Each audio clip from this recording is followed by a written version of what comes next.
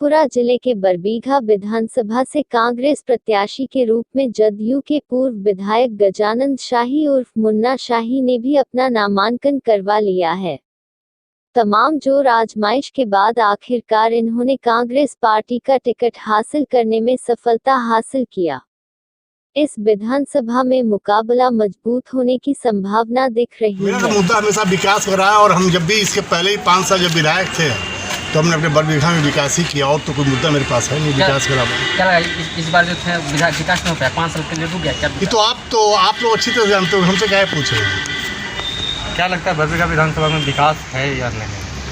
आप लोग देखते नहीं होंगे क्या विकास है या नहीं। 5 साल 2010 से 2015 का विकास आप और 2015 से इधर का विकास समीक्षा आप खुद कर लीजिए, हमसे क्या पूछिएगा। किस पार्टी से नॉमिनेशन के लिए आया?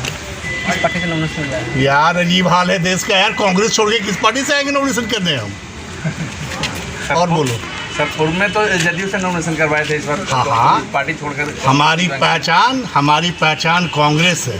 जदयू को तो सम्मान मिला था, चले गए। Thank you.